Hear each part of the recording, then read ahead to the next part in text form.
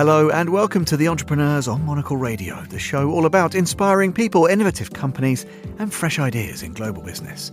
On today's episode, we explore how savvy collaborations can help brands flourish. First, we'll meet the owner of a storied British cashmere house that's grown its luxury portfolio through focusing on smart partnerships and putting craft at the heart of all they do. I was always told you'll be forgiven everything by your customers, but not your product. So it's the product that's the key. And later, we'll hear from the president of the company behind Hello Kitty to find out how he's leading the brand into a new era. Sanrio's aim has always been to bring smiles to as many people as possible around the world. And we think that through this combination of sport and Hello Kitty, we're going to bring smiles to a lot of people. Soft power for you here on The Entrepreneurs with me, Tom Edwards.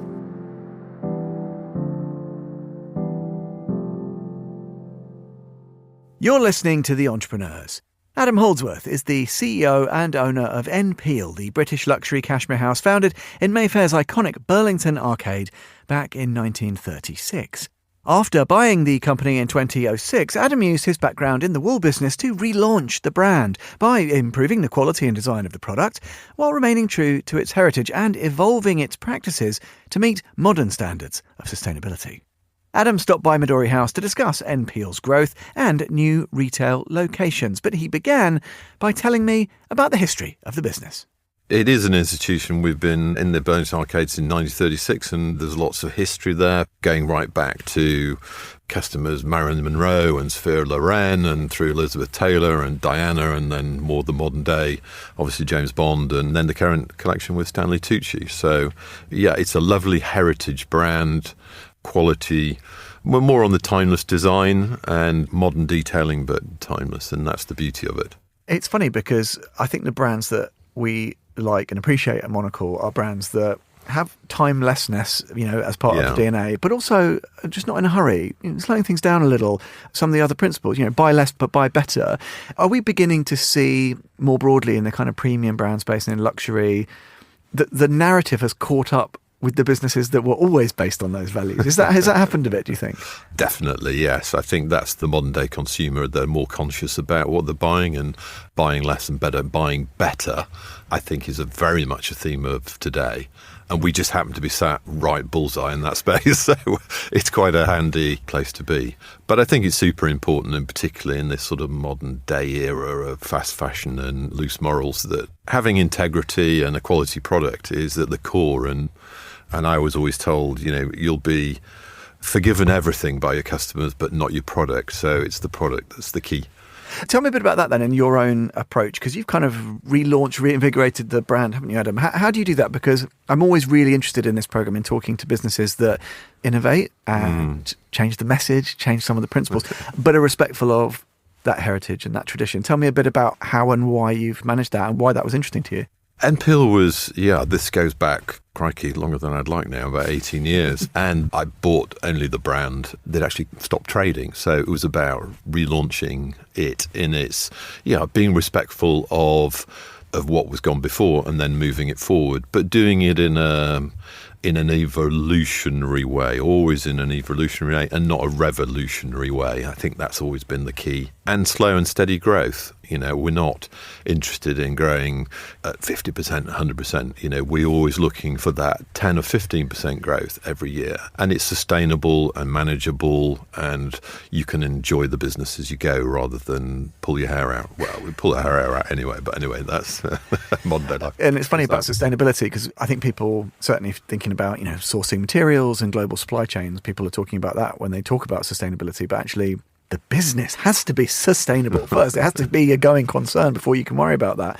Do you get a lot of, I don't know, if you talk to partners or prospective backers, whatever it might be, are they into that narrative? You paint it in a very compelling way, but do they say, yes, but we actually quite like 50% growth, thank you very much? Well, the great thing is that because we kind of set up the business from scratch, did it with my own money, and so we've been able to grow the business organically within the confines of our own financial capabilities. So we don't have any backers. It's just myself and my wife. She doesn't give you a hard time about it. Well, tiny bit. And very little in the way of borrowing. So it's a very nice place to be. And tell me about as the leader of business, as a custodian of this brand. Again, I'm always interested in the degree to which entrepreneurial folk bring the summation of their lifetime's learning in all these different, it might be different businesses, different sectors, to bear on what they're doing today, and how much you have to be open to say, look, actually this challenge is unprecedented for me. I kind of know the business pretty well, but tomorrow is going to be, this is a different thing. I'm not experienced. I'm going to have to seek counsel from elsewhere, and I'm going to have to come up with a new idea. What's the balance like between how much you have to be adaptable as a leader of business and refer back to your lifetime's learning across any number of experiences? I mean, drawing on your experiences is essential, but I think you'll find this of any entrepreneur, it's the drive for change and constant change that just is innate across almost every touch point, whether that's product, whether that's the way you merchandise, whether that's in-store concept, how you train people, how you communicate, what the brand looks like, and you've got to kind of bring that enthusiasm for the brand, but the sort of drive for change, considered change. This isn't change for change's sake.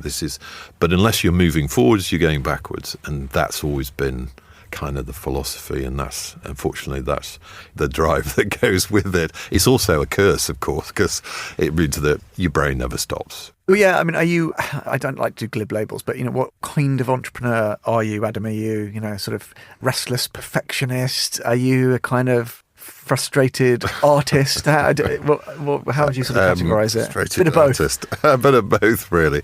I'm not a multiple sort of entrepreneur in terms of I've got lots of businesses. I'm very focused on N.Peal, and I really enjoy that because, in fact, I don't know how people spread themselves across, because I've always believed in 100%, and it gets that and a bit more. So it can be 100%er. 100%. That's it. But I suppose the creativity probably is the most rewarding part of the business. Okay, there's the sort of, I'm a Gemini, I've got both sides of the brain, but it's the creativity and getting involved with the product and seeing it evolve and really driving that change that's really super rewarding. Let's talk product then. Do you have a favourite piece? Am I allowed to ask that? But give us a life story of a product. Well, in terms of N.Peal, we've always been a cashmere specialist, and very much a cashmere specialist, and that's what people come to us for, not necessarily an outfit, but traditionally they used to come to us for a piece that went with, and that was us. And we still are very much a cashmere focused specialist, but I guess in the last 5 years, certainly 3-4 years, we've evolved the collection so that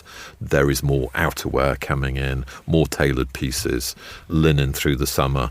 We seem to have extraordinary warm summers these days, which is not always conducive to wearing a nice cashmere sweater. It's fine in those cool evenings, but actually that doesn't make a business. So evolving the product category. But it's absolutely critical to sort of stay true to your DNA and the brand, and we are about softness and comfort, and that runs through everything that we produce. Tell me, do you get to go and meet suppliers? Do you get to go and do those fun like field trips where you get out and about and interrogate that? How does that work? We mentioned supply chains earlier. I guess to seek value and to ensure that all your partners and everyone playing their role adheres to the values that are important to you, you do need to go and meet those people face to face and get hands on, right? Get super hands-on. It's your lifeblood. Your supply chain is everything. And so I do remain incredibly hands-on, and cashmere comes, obviously we have suppliers in Europe, but cashmere fundamentally comes from Mongolia. We get back to Mongolia, we get out there, we can go right back to the herders and go back to an area of the herders. And it's important to control quality right the way back at the start of the supply chain if you want consistency over a long period of time. And so getting on your bike, doing the hard yards, that's what it's all about. You can't get on your bike all the way to Mongolia. It just takes a long... I know it's further away. But tell me, it's funny because you mentioned climate change there in a sort of jokey way, but not only does it drive innovation and change to the collection, it's a big challenge, isn't it? And we've spoken to other cashmere experts, even on this programme, in Mongolia, changing conditions, super, super difficult, lots of complexity. How kind of connected are you into that discourse there? And, longer term, are there concerns about that? Security of supply, that kind of thing? It's a big challenge, I guess. It's a big challenge. I mean, fortunately, we're at a price point where we can invest in that control of the product, but it is shifting. And what you're seeing this is at a very sort of high level, the whole cashmere supply is deteriorating, if you would say. It's getting coarser, and that's sort of driven by various things, and that's why it's absolutely essential to stay super close to the original supply chain, drive your quality standards in at an early stage, and pay people a premium for delivering that. Otherwise, what you start off is saying, right, we want 15.2 microns, let's not worry about what that means. But it drifts to 15.6 or 15, and you think, oh, well, that doesn't really make too much. It does, because before you know it, everything disappears. And that's driven by commerce and climate change and, many things. Dare I ask you then about global markets, tariffs, all the rest of it? I mean, again, do you end up having to be a sort of weird pseudo-diplomat and politician to try and figure all these things out? Or actually, the business is doing pretty well, right? You can navigate those things. They're challenging, but if you keep your head down and stick to your principles, you can navigate them. I think it's, modern world is being about remaining nimble, being flexible, and being able to pivot really quickly when something happens. So we've got a good sized distribution in the US, and that was all we distribute that from the UK. And we had to very immediately change and distribute it from within the US. And you flip that and you do it within the space of a couple of weeks because, Mr. Trump effectively dictated so, or that's the way it's driven. But I think that's modern day. It just, things just get thrown at you and you've got to not get too fazed by them and just go, okay, well, there's a solution. Let's find that solution and move to it. You make it sound easy. I bet it's more. I bet it's more difficult than that. Let's talk a little bit about collaboration, because you've mentioned earlier, of course, the Bond connection over a few years, which is really fun and exciting. Our listeners may be kind of aware of that. Stanley Tucci. How do you decide whom are these kind of ambassadors or the partnerships that you want to invest in? Because I guess you probably have quite a lot of people, knocking on the door down at Burlington Arcade saying, come and have a chat. How do you go with your gut? How does it work? Yeah, with your gut. I mean, Stanley's a particular one where we kind of, and the team internally, Jenny as well, we kind of went, actually, that's somebody who's really on pitch for us. He's a stylish guy, he's elegant, he's known for his good taste, he's charming, he's funny. What's not to like? Let's talk to him. Let's see whether it is. Unfortunately, he was open to suggestion, and that's something that was just really interesting to get involved in design and into that process from the start. And it's something he hadn't been involved with, and so he really enjoyed it, and it was super enjoyable working with him. So that was great. James Bond, slightly different. That was just pure fortune. That was one of the stylists walking into the Burlington Arcade going, oh, I really like that blue. It's the right blue for Daniel Craig's eyes. Could we have 25? Yes, we'll make you 25. And that was the start of a relationship. And then eventually we started creating sweaters, particularly for the costume department. And then we became a brand partner. So that was sort of a fortunate evolution of events. That must be one of those kind of pinch yourself moments when, I don't know how far into the N.Peal journey for you that would have been, but was that a moment when you kind of had to sort of look around and be like, yeah, this is happening? Yeah. Did it have that air of unreality about it? Yeah, definitely. I mean, that was great. I think the real air of unreality was when we got very super involved with the last film, No Time to Die, and we ended up with the Bond Summit with all the brand partners from, Aston to Omega, and you sat in a room and you're just going, and Barbara Broccoli's there and the MGM guys, and you're going, what on earth is going on here? And then I had to make a presentation to them, which was even more terrifying, but fortunately it all went well. Got a little round of applause and went and had a large gin. Jolly good. Shaken or stirred? Whatever, let's leave it. Tell me a bit about expansion and retail. Well, there's a couple of things. Let me start with Burlington Arcade first of all. Are you all pals there? Is there a bit of healthy rivalry? How does it work? Absolutely, yeah. I mean, it's great, and there's a couple of other cashmere brands in the arcade now, which is, that only adds to the mix. We want to drive footfall into the arcade, and it's chock full of jewellers, so we don't need any more any more watch sellers. But would you say, if somebody said, look, I've got this very specific piece that I'm looking for, would you say, oh yes, our friends down the arcade will have that for you? Is it as constructive? If they've got that, yeah, absolutely would. That's customer service, isn't it? And if you haven't got it and somebody else has, well, great. Yeah, I love that. It's very collegial. I'm not sure how often that's happened. I like that. No, exactly. Good brands look after people and they look after each other. What about expansion? Because you've got more stores across London, not just, of course, in the arcade. Yeah. How do you choose your sites? What's the right amount? You said earlier about doing stuff in a steady way, keeping an eye on the standards and make sure you're not kind of running before you can walk. But how do you calibrate that? What does that look like?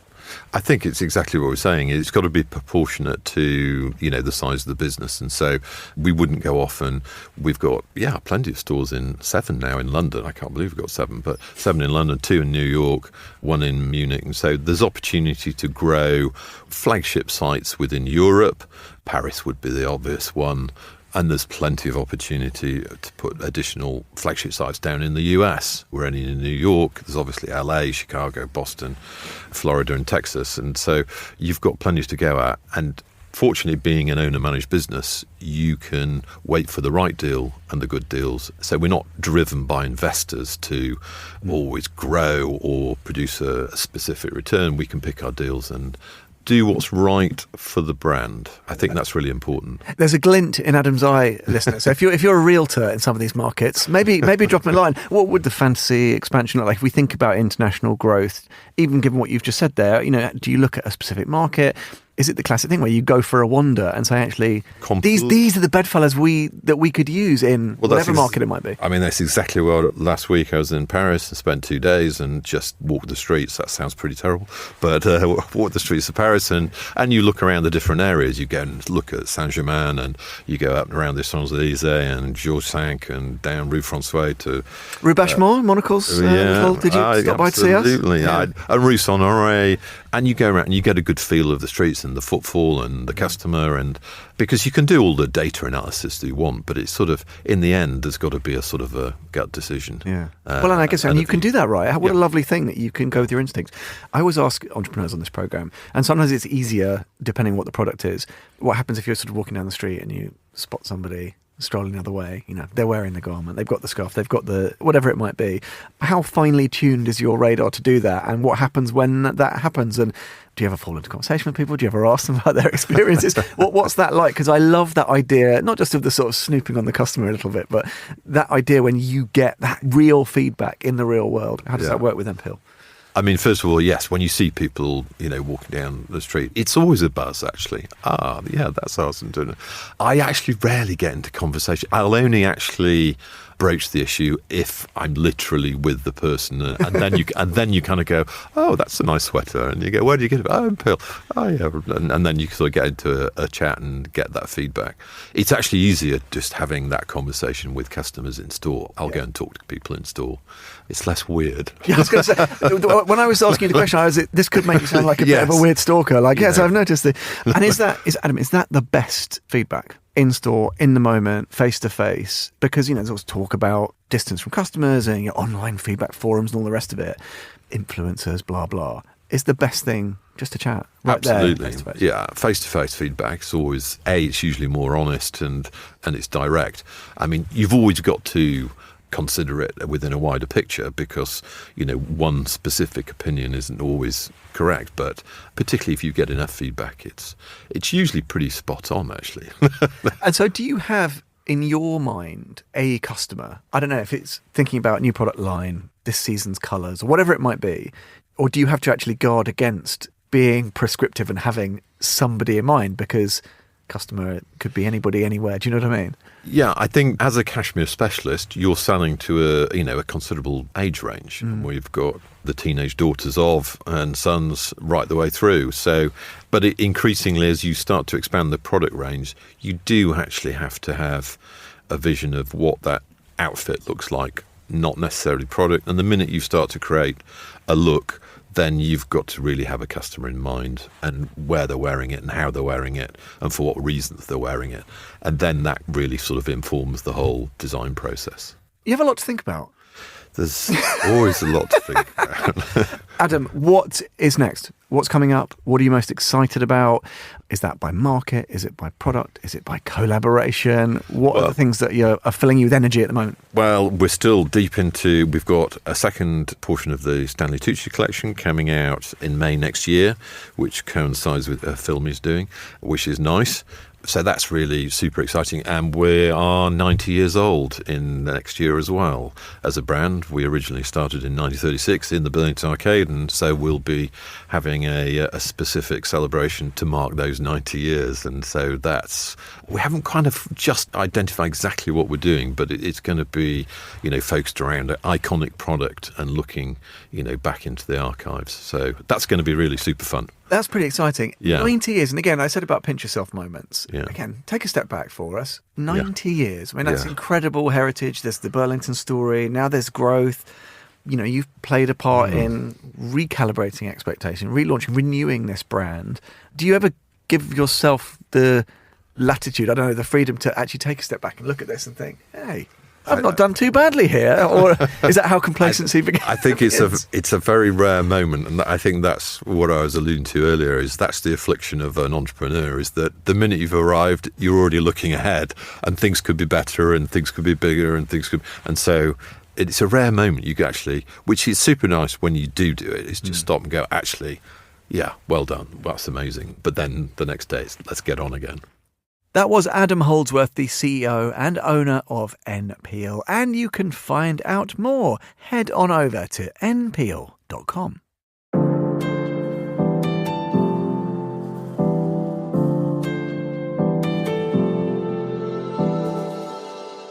You're listening to The Entrepreneurs. This month, London hosted the Grand Sumo Tournament, only the second time the event's been held outside Japan. 4 days, British newspapers had a field day, crammed with images of sumo wrestlers playing tourist in the capital, crossing Abbey Road, riding bikes through Regent's Park, and taking the obligatory Big Ben selfie. Now, one of the sponsors of the event was Sanrio, the Japanese entertainment company behind Hello Kitty. Monocle's Laura Kramer headed to the press conference to meet Kitty-san in real life, in her hometown, in fact, as connoisseurs will be aware, and to catch up with Sanrio's president and CEO, Tomokuni Tsuji, about the company's retail expansion, its new character strategies, and record-breaking growth. Laura began by asking Tomokuni-san why being a major sponsor for the sumo tournament is so important for Sanrio. Sanrio's aim has always been to bring smiles to as many people as possible around the world. And we think that through this combination of sport and Hello Kitty, we're going to bring smiles to a lot of people. In particular, Hello Kitty hails from London. And of course, last year, King Charles mentioned Hello Kitty, which was a huge honour for us. So we think that this combination of Japanese sumo and Hello Kitty is going to make people here in the UK smile. Under your leadership, Sanrio has grown strongly, as you mentioned before. What has been the main focus to make that happen? It's not just down to me, it's down to the help that I've had from everyone around me. And we've had a number of reforms within the company, structural, organisational reforms that have helped to strengthen us. Also, in terms of our character strategy, we've started to focus more on some of our other characters, not just on Hello Kitty. We've also brought in a social media strategy, and all of this has really helped to improve our branding. You did mention those extra characters, and I wanted to ask you about that. Do you think that there are some characters that you'd like to highlight more that you think could have maybe not as big of an impact as Hello Kitty, but could have just as big of a wide global appeal? Well, of course, Hello Kitty is still at the heart of what we do, but you're also, I think, going to see more and more of characters like Kuromi, My Melody, and Cinema Roll. Excellent. And you mentioned also the importance of retail. You have 150 stores in Japan. You want to expand more stores. Where do you see that happening? What are the first ones you can see, and what areas are you really focusing on there? Well, the places that we're already growing our stores little by little are mainly in Asia, especially China. But in future, we'd like to branch out into North America and Europe. We also hope to create other opportunities, other touch points for our customers other than shops. Of course, shops are part of that. But we're also going to be focusing on location-based entertainment, different types of touch points for customers. And so starting with Asia, moving to North America and Europe, and also creating these real opportunities for customers to come into contact with our brand. And there's been an increase in collaborations and activations of Sanrio characters. Did you change your international marketing strategy specifically for that? そうですね。まあ、As I said, a big part of it is how we make use of our other characters as well as Hello Kitty. Hello Kitty currently makes up about 35% of our sales, and we don't want that to go down as other characters get more popular, but we want to get all increasing at the same time. That's the strategy, is to make more use of the other characters, which will hopefully give even more of a boost to our business. 戦略を今取っております。 That was Tomokuni Tsuji, the president and CEO of Sanrio, in conversation with Monocle and the entrepreneur's own Laura Kramer. You can find out more about Kitty-san and Sanrio by heading over to sanrio.com.